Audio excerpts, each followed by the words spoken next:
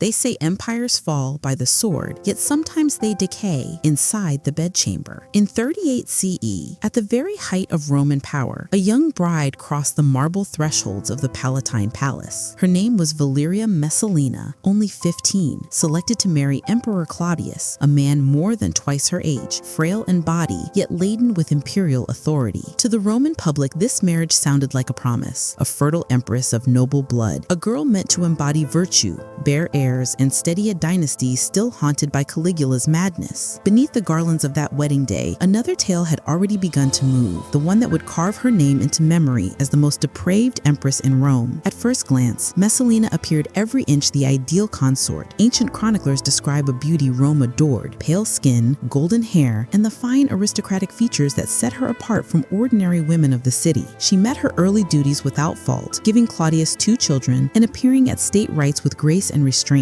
Under the rigid moral code of Roman life, where women were divided into the matrona, the virtuous wife, and the meretrix, the prostitute, she was expected to incarnate chastity. What if the very gulf between what Rome demanded from her and what she secretly desired became the engine of her ruin? Did you know many claimed that Messalina slipped out of the palace at night disguised as a prostitute working in a brothel in the Subura district? Tacitus relates that she pitted herself against Rome's lowest courtesans, determined to prove she could take more clients than any of them. Picture the shock of a senator stumbling into such a den, only to recognize the empress beneath grease paint and cheap perfume. It was not desperation that drove her. It was the thrill, the rebellion, and a compulsive urge to weaponize her sexuality against a society that idolized her purity. The brothel escapades were only the starting point. Inside the palace, she turned the court of Claudius into a theater of obscenity. Picture the banquets: couches draped in silk, golden platters piled with roasted dormice and figs heavy with honey, wine spilling from jeweled cups. Senators reclined in anxious silence, while Messalina presided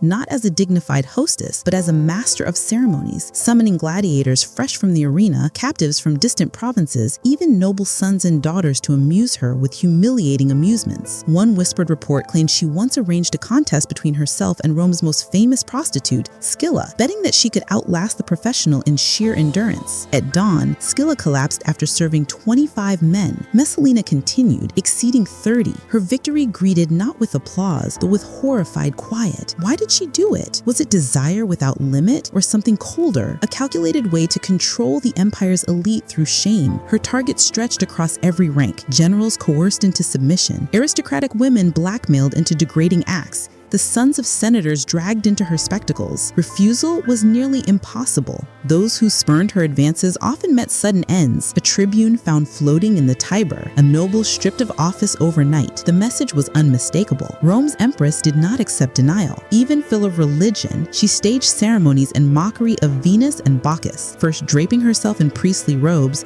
then tearing them away, ordering participants to enact obscene rites in the name of the gods. For Rome, religion was the glue of empire, binding citizen to citizen and city to city. By corrupting it, she implied that she alone was the true deity in the palace, goddess not of love but of domination. Imagine the emotional wreckage inside Roman homes: a senator's wife humiliated in public, returning in silence; a daughter torn from her father's villa, reappearing days later with eyes that would not meet his. Claudius himself, often painted as weak or simple, seemed unable or unwilling to stop her. Was he blind to her excesses, or complicit by silence? Historians still argue, yet the result is plain. Messalina's name spread across the empire, not as a symbol of fertility and dignity, but as a curse. Even so, the empire carried on with its empress. Markets buzzed, legions marched, chariots roared in the Circus Maximus. Rome's bright facade remained, while its moral core withered behind closed doors. Every whisper about Messalina scraped at the Senate's authority. Every scandal weakened faith in the emperor's house. Rome, once proud of discipline and virtue, watched its highest lady turn debauchery into a tool of policy. The ruins on the Palatine still stand. Their frescoes are faded, their columns cracked, yet beneath the dust of centuries, her shadow lingers. The girl bride who became the most feared courtesan of her time. Her story poses a question that chills across ages. What happens when the one chosen to embody virtue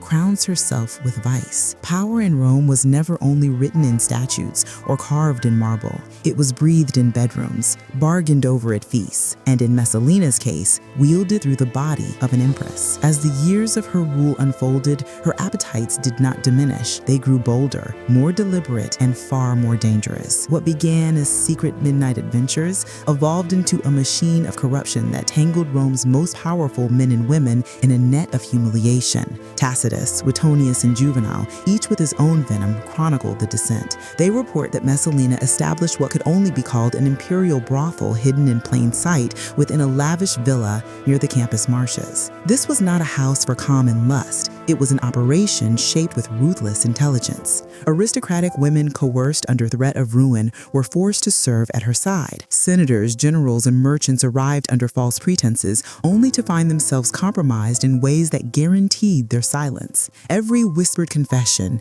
every trembling secret born in the heat of shame was recorded by her loyal attendants. Later accounts claim she used that knowledge to blackmail entire families, securing wealth, governorships, and obedience without raising a single legion. The small scenes of her reign are chilling. Picture a young noblewoman dragged from her father's atrium and forced to act a courtesan under Messalina's watchful eye. Imagine senators stripped of their togas, compelled into degrading displays before rivals who would later exploit their disgrace. One soldier who escaped the villa said the experience was worse than battle, admitting blood dries, shame never does. This was Messalina's cruel brilliance. She learned that sexual humiliation could break men more completely than the sword. Her cruelty marched with spectacle. By the early 42nd CE, her gatherings were notorious. Disguised as festivals for Venus or Bacchus, they began solemn, incense climbing toward the gods, then slid into staged orgies where the ruling class performed acts they would never dare confess. Messalina conducted the entire scene like a maestro. Senators were paired with enemies. Generals were forced into grotesque contests. Noble wives were unveiled before roaring circles of the elite. Refusal meant disaster.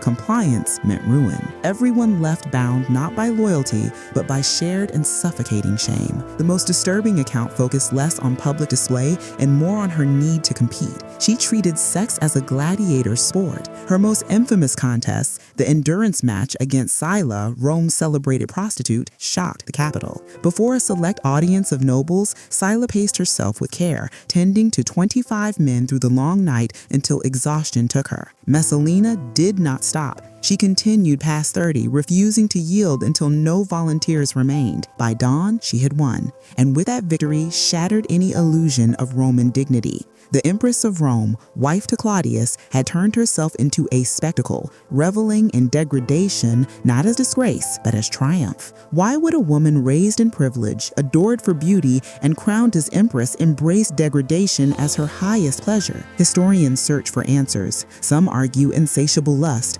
Others point to a hunger for power. Some see the trauma of being married so young to an older, awkward husband. Perhaps the truth is simpler and more chilling. For Messalina, the contrast was intoxicating. The more her public role demanded chastity, the more thrilling it became to betray it. Her empire of lust had consequences. The Senate, already weakened, found itself frozen by blackmail. Governors were chosen not for ability, but for silence. Generals stood loyal not through honor, but through fear of exposure. Rome's policies twisted under her unseen hand. Foreign envoys whispered of strange negotiations where senators seemed subdued, distracted, almost broken. The empire's leadership was being consumed by one woman's fixation. Decadence breeds enemies. The soldiers, long tolerant of imperial excess, began to mutter.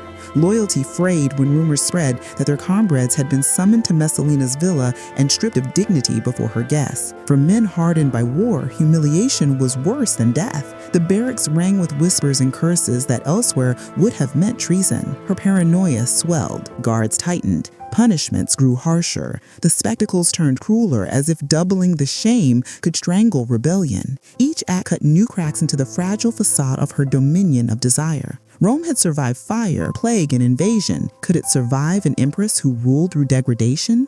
The breaking point arrived in 48 CE with an act so bold it still staggers historians. While Claudius was away in Ostia, Messalina staged a wedding. Not a secret tryst or a private oath, but a full Roman marriage to her lover, the senator Gachirlus. Priests attended, witnesses signed, contracts were sealed. Every ritual Rome required stood in place to legitimize the union. By law, she was now married to to Sais while still holding the title of Empress and wife of Claudius. This was not mere scandal, it was open revolt. She stepped out of shadow into daylight. Her lust transformed into treason. What could have driven her to such madness? Did she believe Claudius would submit, that the Senate would yield, that Rome would accept 2 husbands for its empress? Or was it compulsion, the need to escalate until destruction was certain? Whatever the motive, the act proved fatal. Loyal freedmen ran to inform Claudius. At first he laughed. Sure, it was a wild rumor. As proof accumulated, laughter turned to anger. The emperor, mocked and cuckolded, finally moved. Claudius returned to Rome with soldiers at his back. Messalina was found in the gardens of the palace. She had ruled like a goddess of vice. Ancient writers describe her last moments with cold clarity. She begged and pleaded, offered her children as hostages. When mercy did not come, she tried to take her own life, then faltered. A soldier thrust the blade home. The empress who had enslaved Rome through shame died not in grandeur, but in panic and blood. Her punishment did not stop at death. Claudius ordered her statues thrown down, her name erased, her memory condemned to oblivion. Damnatio memoriae. Yet Rome never forgot. The more they tried to bury her, the louder her legend grew. Stand in the Palatine ruins today and the silence feels heavy. Visitors may admire the mosaics, yet the stones murmur of something darker. The brothel, the rebels, the blackmail, the forbidden marriage. Messalina's tale endures not because Rome wished it told, but because it could not be silenced. In the end, her legacy is a warning carved across centuries. Empires do not fall only to invasion. They can collapse from corruption that ferments within their own walls. She proved that lust can be as destructive as steel.